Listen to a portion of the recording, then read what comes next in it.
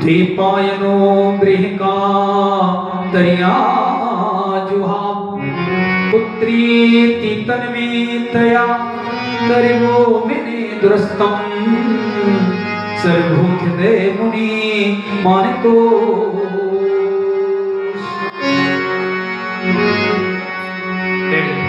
परमहंस वीतराग आचार्य मुनि श्री सुखदेव जी के चरणों में कोटि कोटि नमन और कोटि कोटि प्रणाम करते हैं। तो यहां सोनकत ऋषियों ने एक प्रश्न और डाल दिया का एक बात बताओ सूदी, आप कहते हैं कि सुखदेव जी सीधे वन में चले गए जन्म लेके। जब सुखदेव जी सीधे वन में ही चले गए तो फिर उन्होंने भागवत कब पढ़ी? वो तो निर्गुण ब्रह्म की समाधि में है और निर्गुण ब्रह्म का जो उपासक है वो सगुण के रूप में कैसे मानने लग गया परमात्मा? हम ये भी जानना चाहते हैं कि कृपा करके बताओ कि भागवत की रचना कब हुई, किसने करी और क्यों करी, और सुखदेव जी ने भागवत कब पढ़ी? तो कहते बहुत अच्छा प्रश्न है तुम्हारे प्रश्न का जवाब देता हूं इसी गुरु के चरणों में प्रणाम किया है। गुरु ब्रह्मा गुरु विष्णु गुरुदेव महेश्वरा गुरु साक्षात परब्रह्म तस्मै श्री गुरुवे नमः। मैं गुरु के चरणों की रज धूल पर प्रणाम करके आपके प्रश्नों का जवाब देता हूं। चतुर श्लोकी भागवत नारायण ने सुनाई थी ब्रह्मा जी को। जब ब्रह्मा जी के चरण सेवा नारद कर रहे थे तो नारद जी को सुनाई थी ब्रह्मा जी ने, और वेद व्यास जी ने जब 17 पुराण लिख डाले और 17 पुराणों को लिखने के बाद भी जब मन में शांति नहीं जमी, शांति नहीं आई, तब नारद जी वहां गए हैं और नारद जी ने अपना पूर्व चरित्र सुनाया है। व्यास जी ने मना कर दिया था भागवत को लिखने से, कब मैं अब भागवत नहीं लिखूंगा, अब मैं ग्रंथ नहीं लिखूंगा, मेरी उम्र बहुत हो गई, अब मुझ पर ज्यादा कुछ नहीं करा जाता। तो व्यास जी के लिए नारद जी ने अपना पूर्व चरित्र सुनाया है, और पूर्व चरित्र में आप इतना समझ लें, नारद जी कहते हैं कि संत कृपा और भगवंत कृपा, बताओ कौन सी ऊंची है? बोलो जी, संत कृपा ऊंची है या भगवंत कृपा ऊंची है? जी, भगवंत कृपा। अगर संत कृपा कर दे तो भगवान की कृपा तो मिल ही जाएगी। संत कृपा श्रेष्ठ है, भगवंत कृपा से ऊंची जो कृपा है वो संत कृपा है। आपको एक पंक्ति याद होगी, गुरु गोविंद दो खड़े काके लागू पाए, बलिहारी गुरु आपकी गोविंद दियो मिला। गुरु कृपा संत कृपा ये भगवंत कृपा से ऊंची है। अगर संत कृपा कर दें, अगर गुरु कृपा कर दें तो भगवंत कृपा उस जीव को अवश्य मिलेगी, उस जीव को अवश्य प्राप्त। एक बात और ध्यान देना, आयु विद्या यशो धन बलम, अपने बच्चों को जाकर के अवश्य बताना, क्योंकि आज की जनरेशन जो है मानती तो है लेकिन उतारती नहीं है। संतों के चरण पूजने से, गुरुजनों के चरण पूजने से, माता पिता के चरण पूजने से, दादा दादी के चरण पूजने से, अपनों के बड़ों के चरण पूजने से, जो अपनों से बड़ों के चरण स्पर्श करता है, जो अपनों से बड़ों का जो सम्मान रखता है, विद्या में, आयु में, धन में, बल में, कीर्ति और यश में कभी भी उस व्यक्ति के सज्जनों जीवन में कमी नहीं आती, सज्जनों जीवन में कमी नहीं आती। यहां भगवंत कृपा और संत कृपा में संत कृपा होती है। जब नारद जी ने अपना पूर्व चरित्र सुनाया कि मेरा नाम तो रामदास था, लेकिन गुरु मंत्र मिला, मुझे एक बात याद और है, भागवत का सबसे सर्वोपरि मंत्र है 12 अक्षर मंत्र। बोलूंगा नहीं, समझ गए होंगे। ओम नमो 12 अक्षर मंत्र भागवत का सर्वोपरि मंत्र है, और वेद का सर्वोपरि मंत्र है, पुराणों में सर्वोपरि मंत्र है गायत्री मंत्र। भागवत का सर्वोपरि मंत्र है 12 मंत्र, और वेदों का सर्वोपरि मंत्र है गायत्री मंत्र। आजकल दोनों मंत्रों की ऐसे झज्जियां बहुत लोग उड़ा रहे हैं, ऐसे जानो जैसे घास उड़ा है। जो वेद का सर्वोपरि मंत्र है, लोग उसे कैसेटों में बजा रहे हैं, लोग उसे हॉर्न जो होते हैं उनमें बजा रहे हैं, लोग उसे जोर जोर से माइकों में गा रहे हैं, माताएं उसे मंदिर में जाकर के जोर जोर से चिल्ला रही हैं। शास्त्र कहते हैं माता बहनों को, स्त्री को कभी गायत्री मंत्र का जाप नहीं करना चाहिए। जो यज्ञोपवित्रधारी पुरुष है, चलो यज्ञोपवित्रधारी पुरुष उसको भी छोड़ो, इतना ही समझ लो, कोई जो पुरुष है उसका कभी ना कभी यज्ञोपवित्र होता है, इसलिए उसे ही गायत्री मंत्र जपने का अधिकार है। उसमें भी एक शर्त है, वेद की एक शर्त है, उसमें एक फाउंडेशन है, एक बॉन्ड है कि होठों से निकल के कानों को ना सुनाई पड़े, होठों से निकलकर कानों को सुनाई नहीं पड़े। ऐसे गायत्री मंत्र यदि पुरुष नित्य नियंत्रण जपे, मधुसूदन पाद श्री सरस्वती जी महाराज ने गायत्री के 17 पड़ाव होते हैं। जैसे आजकल तो 1.25 लाख गायत्री करा लो, ठीक है, समय के हिसाब से, वस्तुतः 17 पड़ाव होते हैं गायत्री को। एक गायत्री में 24 लाख मंत्र होते हैं, और 17 पड़ाव जब वो पूरे हो जाते हैं तो साक्षात मां जगदम्बा भवानी परम्बा उस जीव के सामने प्रकट होकर के प्रत्यक्ष अपनी दिव्य दृष्टि देकर सज्जन उस जीव को दर्शन दे देती है, उस जीव को दर्शन दे देती है। ऐसा सर्वोपरि मंत्र वेद का मंत्र है।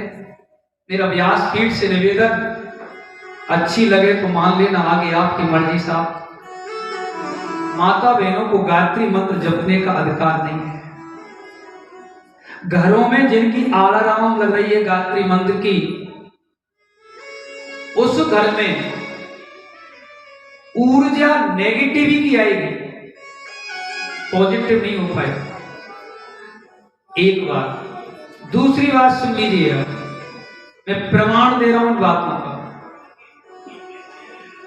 ओम नमः शिवाय, नमः शिवाय ओम। यहां भी शिव पुराण में वर्णन आया है कि भाई लोगों को ओम नमः शिवाय, ओम नमः शिवाय, ओम नमः शिवाय जपना चाहिए। और मंत्र शुद्धि के लिए, मंत्र गलत हो जाएगा अगर माता बहनों ने पहले ओम लगा दिया तो, मंत्र शुद्ध हो, इसलिए नमः शिवाय ओम, नमः शिवाय ओम, नमः शिवाय ओम, नमः शिवाय ओम का जाप करना चाहिए। एक हम और बात कहें, किसी के घर में कोई बाधा है, कहां भटकते हो तुम तंत्रों के पास? कुछ नहीं है, उन पीरों पर बेकार का झंझट है। किसी के घर में कोई बाधा है, कोई दौड़े पड़ते हैं, चक्कर खा के गिर पड़ते हैं, कोई कहीं पैर पड़ गया, आदि आदि टोना टोट का ससुरे पता नहीं क्या क्या दुनिया में चल गए हैं आजकल। कुछ भी ऐसा तुम्हारी समझ में बैठ रहा है, कहीं भी तुम्हारा कोई वहम चल रहा है। हरे राम राम राम हरे हरे, हरे कृष्ण कृष्ण कृष्ण हरे हरे। पानी रख लो गिलास में, लुटिया में, कटोरी में, सुविधा के अनुसार। जो अस्वस्थ है, बीमार है, दवा खाते खाते छुटकारा ही नहीं पा रहा है, आदि आदि जो परेशानियों में उजल रहा है, डिप्रेशन में है, आदि आदि परेशानियों में है, अमुक नाम, अमुक का मतलब कोई भी, और अमुक गोत्र, जिसके नाम से और जिसके गोत्र से करना चाहते हैं, वो स्वयं अगर नहीं कर पा रहा है, दूसरा करना चाहता है, घर का कोई भी प्राणी, तो अमुक नाम और अमुक गोत्र 3 बार जल छोड़ लीजिए। विष्णुर विष्णुर विष्णु, सादा ही बोल दो, विष्णु विष्णु विष्णु।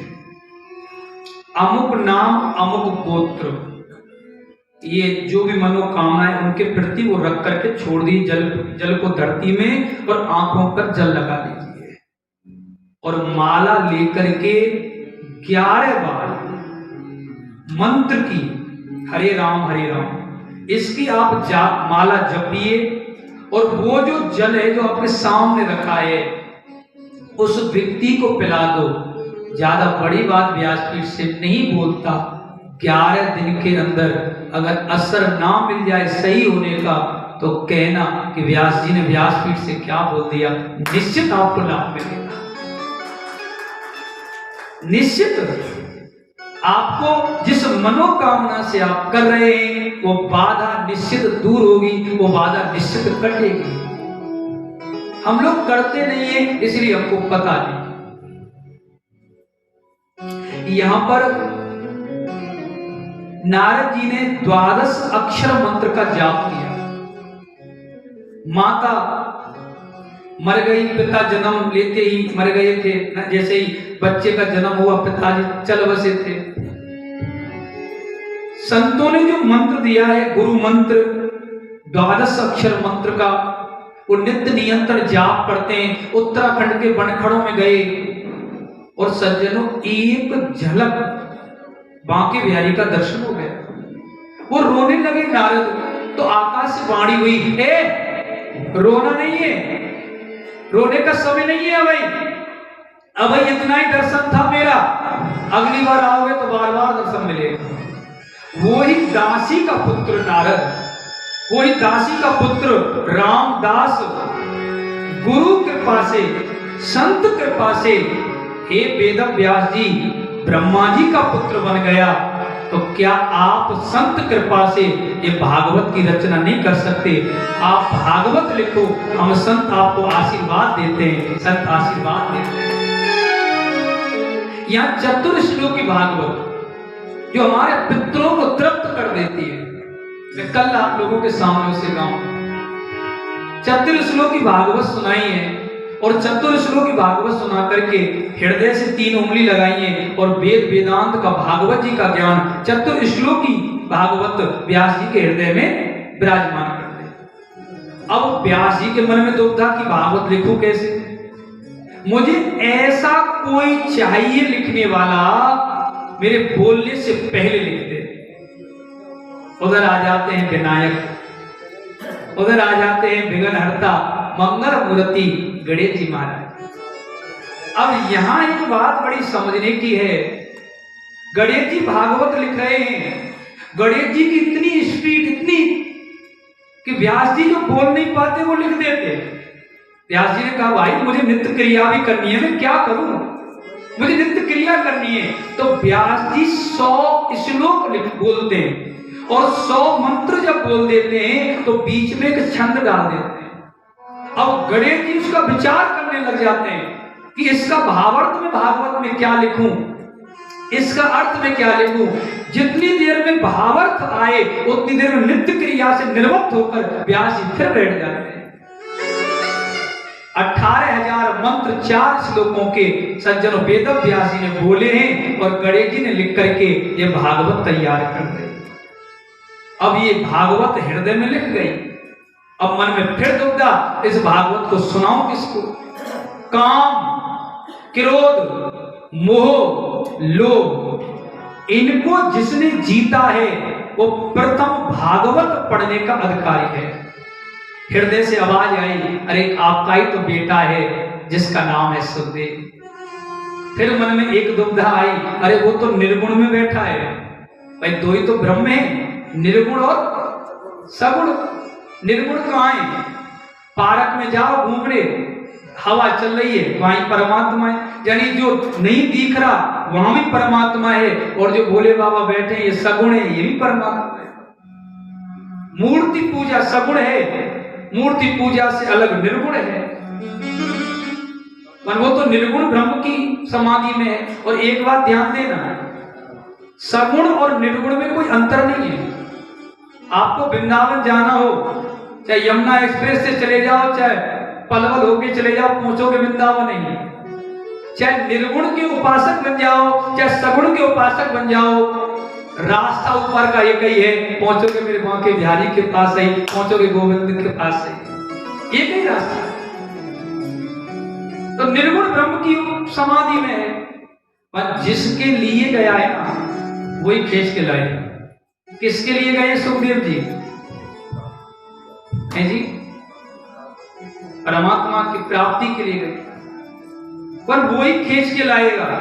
तो छोटे छोटे शिष्यों को बुलाया और 2 श्लोक यहां पे याद कराए आधे आधे कि बड़ा पीड़म नटवर वपु कर्णयो कर्णिकारिणम विभद्रवास कनक कपीसम वेदंती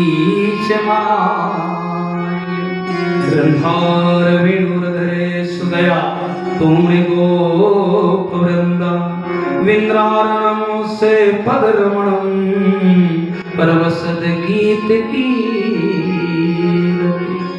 एकदम और बोलो और बोलो और बोलो। क्या बांके बिहारी इतने सुंदर हैं? अधरों से मुरली लगी हुई है, कानों में कनेर के फूल हैं, गले में बैजंती माला पहने हुए हैं। अरे अरे और बोलो ना, और गाओ ना। फिर मन में सोचा होंगे सुंदर यार, हमें क्या करना उनसे? सुंदर होंगे तो अपने लिए होंगे। फिर आंख बंद, फिर समाधि, फिर आधा श्लोक और बोल दिया कि ओहो वकी स्तनम काले। क्या वो परमात्मा इतना दयालु है? वो बांके बिहारी इतना दयालु है? वो दीन बंधु दीनानाथ इतना दयालु है? वो किसी में बुराई नहीं देखता, बुरे को भी वो अच्छा बना देता है। अरे पूतना तो इतनी बुरी है, ये पूतना तो जहर लगा के गई है स्तनों में, इस पूतना पर भी उसने कृपा कर दी। जब दुष्ट पर वो कृपा कर सकता है तो वो भक्त पे कृपा क्यों नहीं करेगा? उनके चरणों में जाके बैठ जाना चाहिए, चरणों में जाके बैठ जाना चाहिए। सुखदेव जी आए, व्यास जी के चरणों में आकर बैठे। यहां जनक जी ने उनकी परीक्षा ली है, परीक्षा में वो पास हो गए। व्यास जी ने भागवत पढ़ाई है और भागवत पढ़ करके सुखदेव जी वन में चले गए। ऋषियों ने प्रश्न कर दिया, फिर परीक्षित को भागवत कब सुनाई? और ये परीक्षित कौन है? परीक्षित का किस घर में प्राकट हुआ है? ये किसके पुत्र हैं? इन्हें 7 दिन में मरने का श्राप क्यों लगाए? कौन से ऋषि ने दिया है? कृपा करके बताओ। पर पहले तो मैं तुम्हारे पहले प्रश्न का जवाब दूंगा। तुमने प्रश्न किया था कि मानव के लिए परम धर्म क्या है? परकम लगाना धर्म है, 4 बजे स्नान करना धर्म है, दान देना धर्म है, या घूमना फिरना तीर्थों में ये धर्म। आखिर मानव के लिए परम धर्म क्या है? तो सूत जी कहते हैं मनुष्य के लिए जो सर्वोपरि धर्म है, मनुष्य के लिए जो श्रेष्ठ धर्म है, वो सबसे सर्वोपरि धर्म मनुष्य के लिए ये है कि किसी भी उपाय से ये मन जो है, ये बुद्धि जो है, ये बांके बिहारी के चरणों में लग जाए, गोविंद के चरणों में बंध जाए, गोविंद की कथा मिल जाए, गोविंद के चरणों से प्रीति हो जाए, कैसी प्रीति? निष्काम प्रीति। कैसी प्रीति? निष्काम प्रीति, जिसमें कुछ नहीं चाहिए, ना गाड़ी, ना घोड़ा, ना बंगला, कुछ नहीं चाहिए। जो निष्काम प्रीति है, जो निष्काम प्रेम है, वही मानव के लिए सर्वोपरि सज्जनो धर्म है। सज्जन वो ही धर्म है। हाँ या ना? निष्काम जो प्रेम है, आज तुम किसी से प्रेम कर लो, गर्लफ्रेंड बनेगी तो स्वार्थ, बॉयफ्रेंड बनेगा तो स्वार्थ। लोग समझते रहे उसके बिन तो मेरी जिंदगी खराब है, कुछ नहीं है।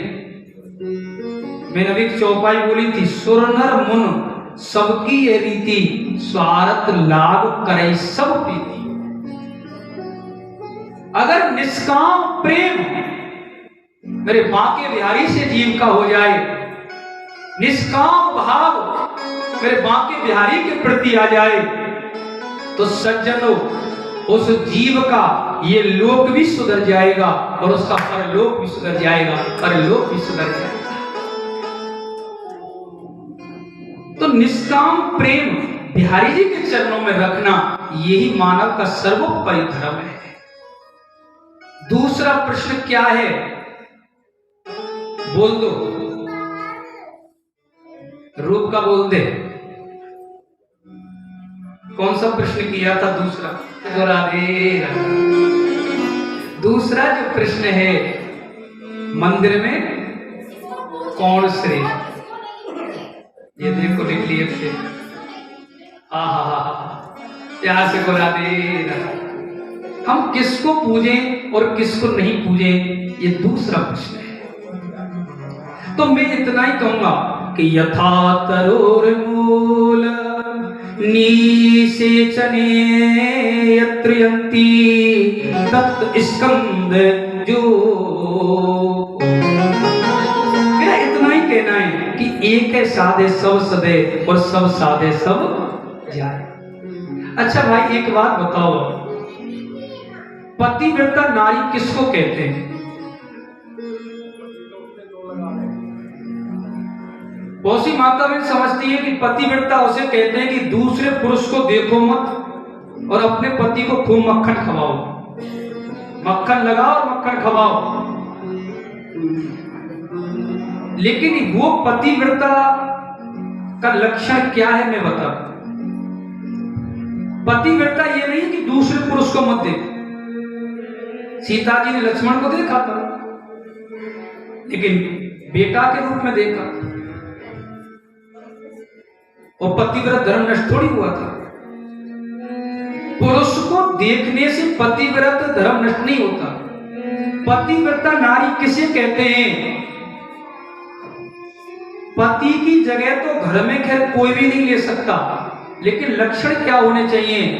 देवर से दुलार करे, नंद बड़िए छोटिए बहन जान करके प्रेम करे, सास का सम्मान करे, ससुर का आदर करे, जेठ का सत्कार करे।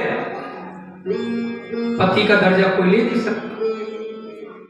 अब मानो पति को तो खूब दूध पिला रही है, मलाई वाला, ले पी दूध, ले अमूल का पी, नमस्ते पी, इंडिया पी, सबरे दूध पिला डाले उसको तो, और देवर से कह रही है कि ससुर से कह रही है कि आजा मजवाड़े, तेरे सर पे ही हड़ियाने फोड़ूंगी।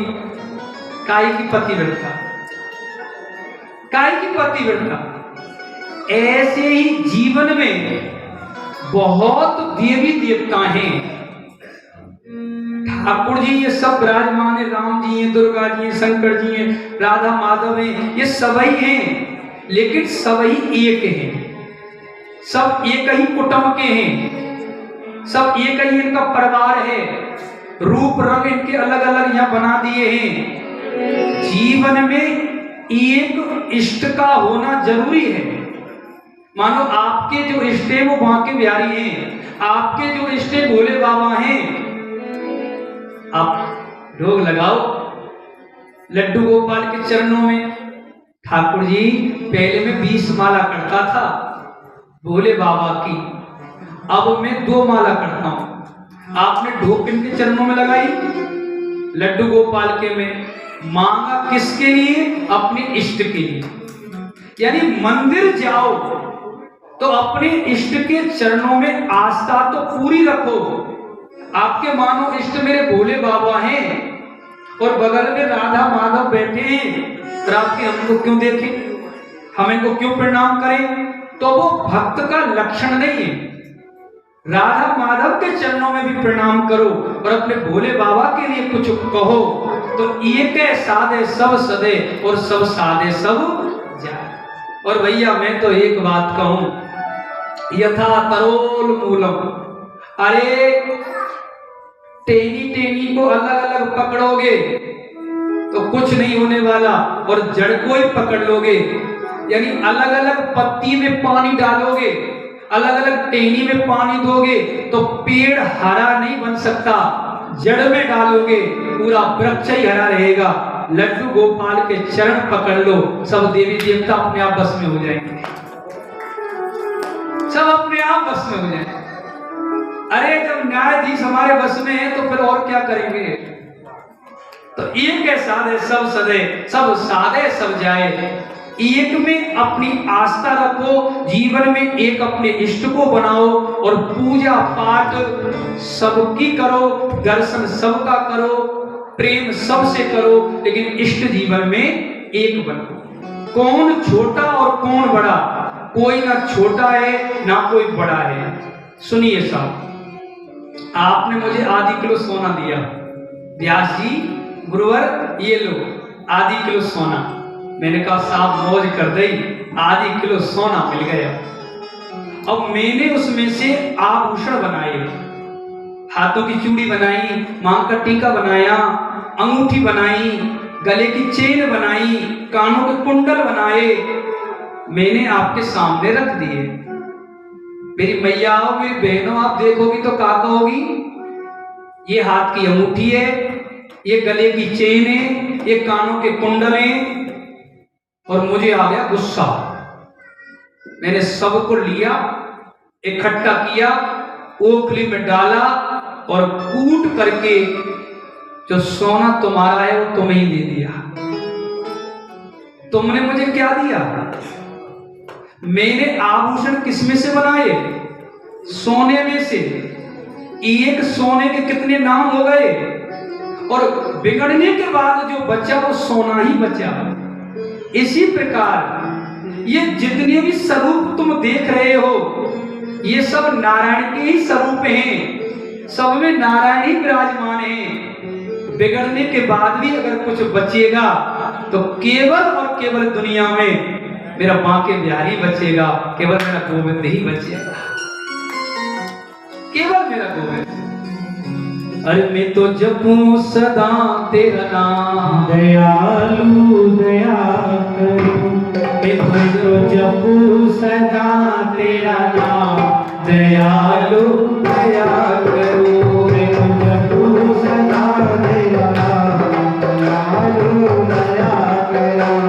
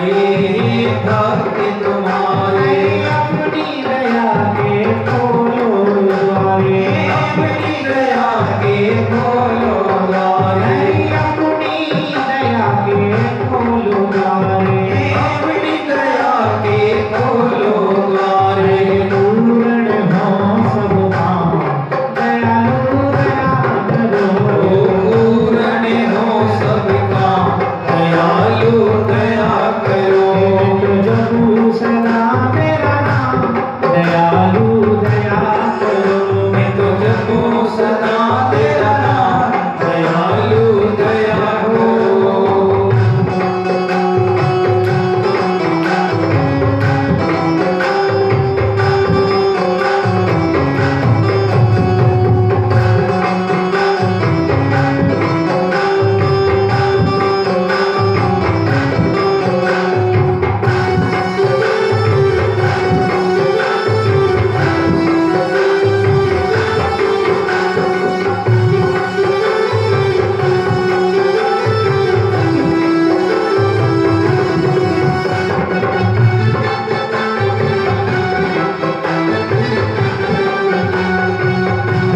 कीर्तन गाँव में तेरा भजन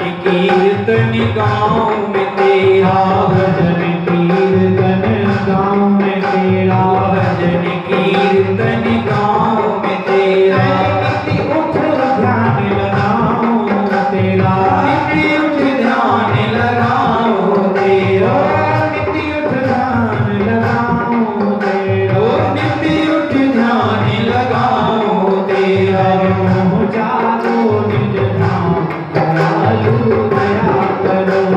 कृष्ण कृष्ण श्री राम दयालु दया करो। कृष्ण कृष्ण हरि नाम दयालु दया करो।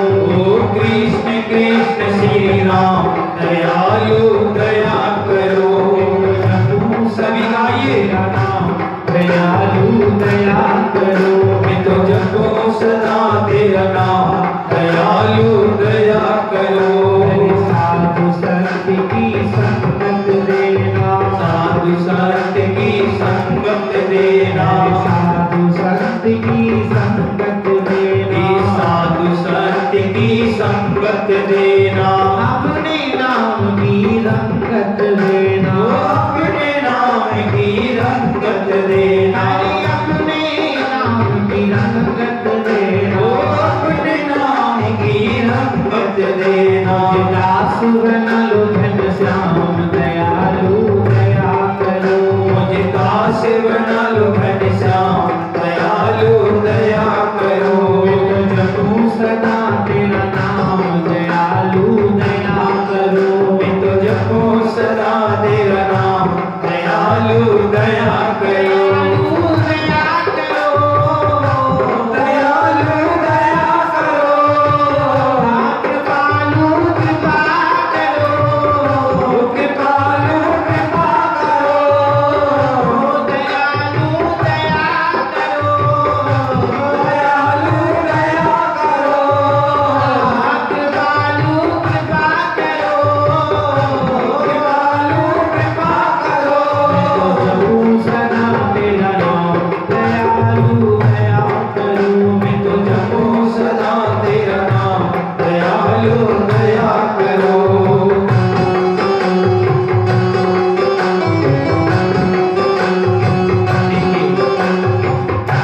ऐसा कहते हैं ताली क्यों बजाते हैं?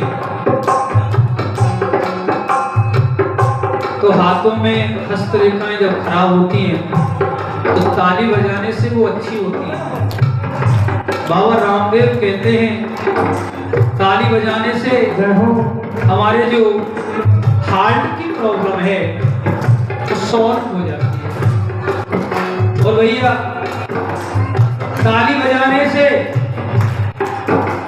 जो कर्म और भाग्य की रेखा बिगड़ रही है सत्संग में, ताली बजाने से वो अच्छी हो जाती है। तो बगल वाले की सौगंध है, मेरा तो कुछ ना जाएगा। बगल वाला स्वयं अपना ध्यान रखे, बगल वाले की सौगंध है तो भैया मीठी मीठी ताली माधव के दरबार में ना बजाए। सदा तेरा नाम दयालु दया करो। सदा तेरा नाम दयालु दया करो। दया करो दयालु दया करो। दयालु दया करो। दयालु दया करो।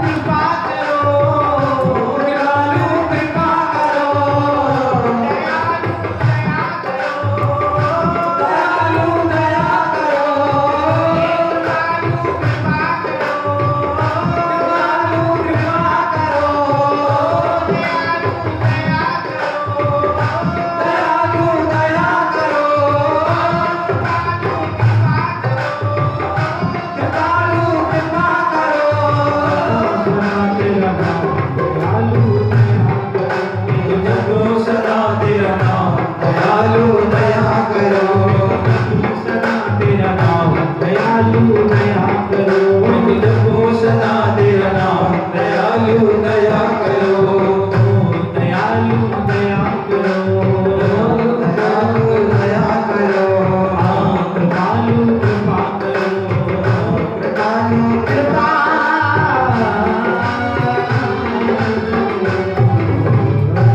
प्यार से कह राधे। तो दूसरा जो प्रश्न है उसका उत्तर सूत जी ने दिया, एक है साधे सब सधे और सब साधे सब जाए। तीसरा जो तुम्हारा प्रश्न है ऋषियों, तुम्हारा तीसरा प्रश्न था कितने भगवान, कितने अवतार प्रभु के। तो मैं इतना ही कहूंगा कि प्रमाणित रूप से व्यास जी ने जो अवतार लिखे हैं वो 24 अवतार हैं।